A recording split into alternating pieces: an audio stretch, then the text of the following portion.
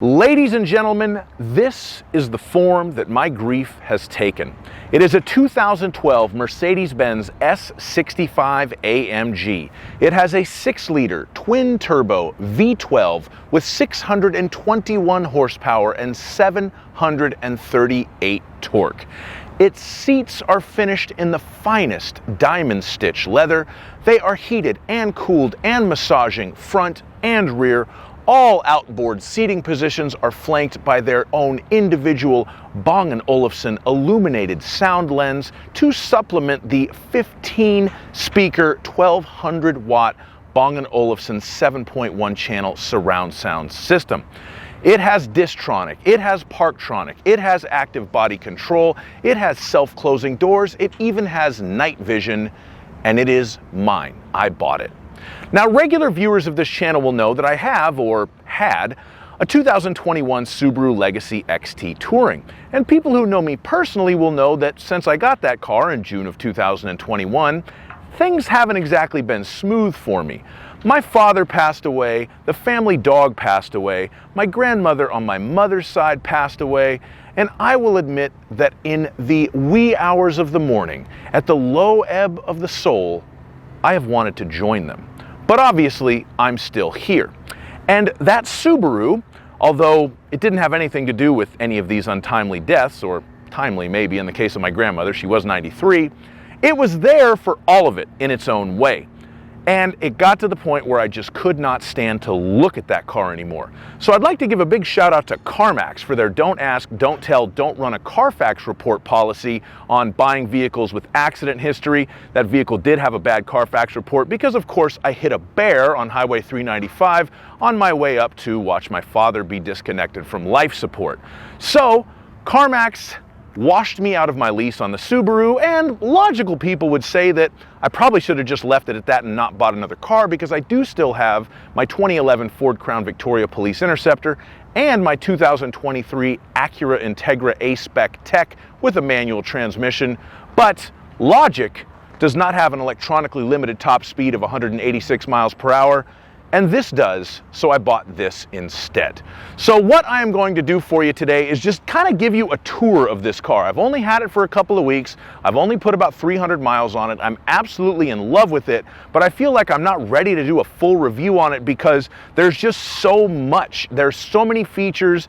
The car has such a distinct personality. It takes itself so seriously. I feel like I'm learning to live with it.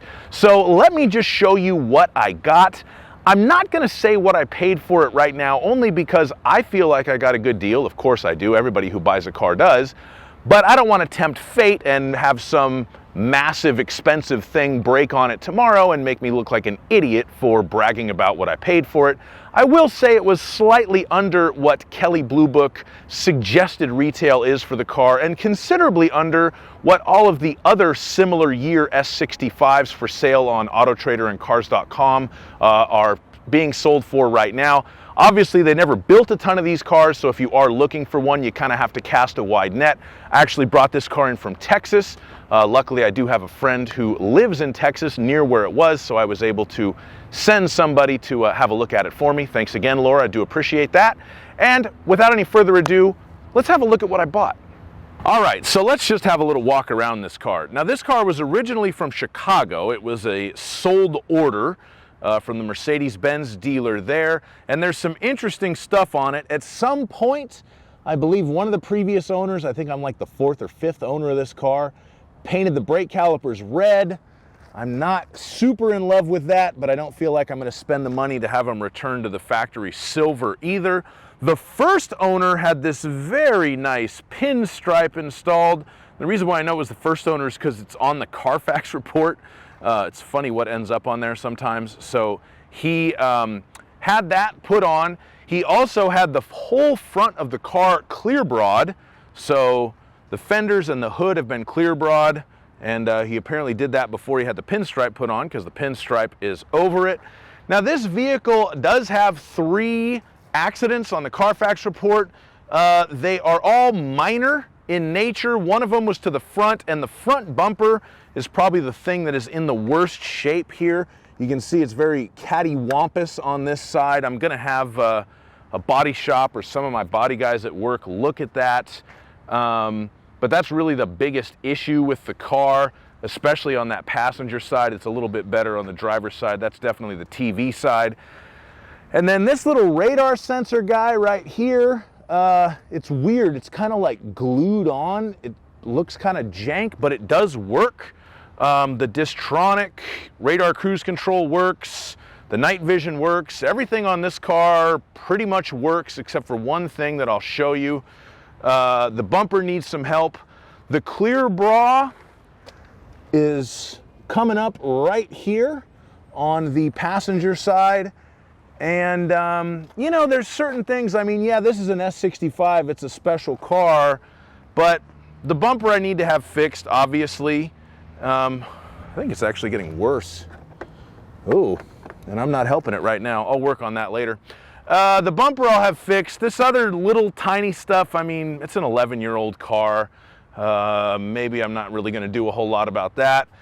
The dealer in Texas did service the vehicle. They did an oil change. They put 2 new rear tires on it. They replaced the coolant reservoir cap and did a Texas state safety inspection, whatever that does. It passed California smog with no issues. One of the parking sensors in the rear, that one right there, is kind of falling into the bumper, but the parking sensors work, so I'm not really planning on messing with that right now either. I'll take care of some of this stuff eventually, but like I said, I've only had the car for a couple of weeks and it is a third car for me. It has the garage, it barely fits, it's hilarious, but it does fit in there and I don't really plan on driving it a whole lot. So the only thing I've figured out that doesn't work is actually this door handle. The keyless access system doesn't work on it. On all the other handles, it works fine.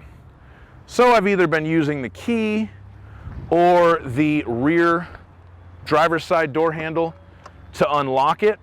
Apparently this is a relatively common issue. There's some kind of a wire that gets pinched in there, so I can either probably pay about 500 bucks at a Mercedes dealer to have that replaced, or get into it myself and try to fix the wire.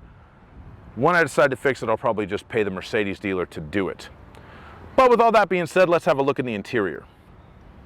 All right, we are going to start by sitting in the back seat of my new Mercedes S65. It's so dark in here because of the tint, but we do have rear seat DVD players. Remember, this is a 2012 model, and the car did come with its original factory remote to control that. It even has brand new batteries in it. Big thanks to whoever did that for me. These are the controls for the massage functions of the back seat.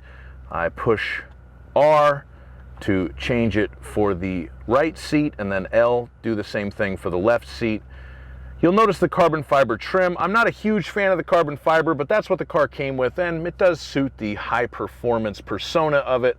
I would have preferred wood, but you know, whatever, I'll take it as it is. Right here is the aforementioned Bang & Olufsen acoustic lens tweeter. It's so cool looking, lit up.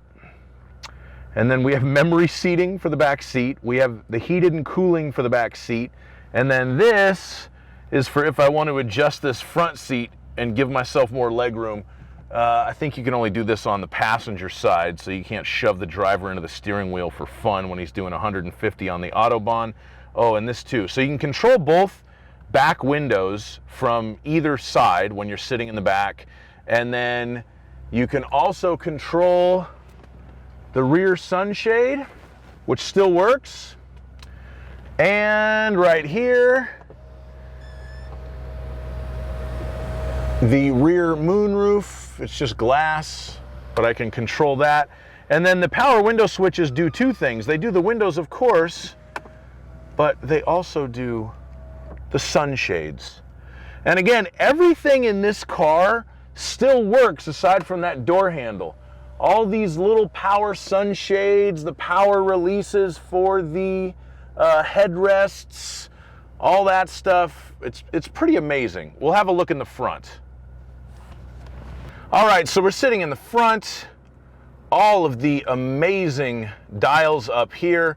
I love the sort of center screen. You can do all kinds of different stuff with that. And yeah, it's fantastic. And it looks great because you have the analog speedometer, but it still gives you the benefits of a screen. This is the switch to turn my night vision on. It won't work right now because, you know, it's not dark, but that's extra cool, of limited use, but extra cool. The analog clock and an S65 AMG. You have the command system, which is rather daunting at first, but I actually find it after, you know, I mean, I've used these before in different Mercedes models in a passing way. This is the first Mercedes I've ever owned, but I've actually gotten used to it living with this car. It's pretty easy to get along with once you kind of get it figured out. More carbon fiber trim there. There's actually not that much of it in the car. It's just kind of in the center portions. They still give you a dial pad for your cell phone. Go figure. I don't know. I've never actually used it. I do have my phone hooked up to the Bluetooth, and I have a dongle to handle Bluetooth audio streaming because that's the one feature this car didn't come with.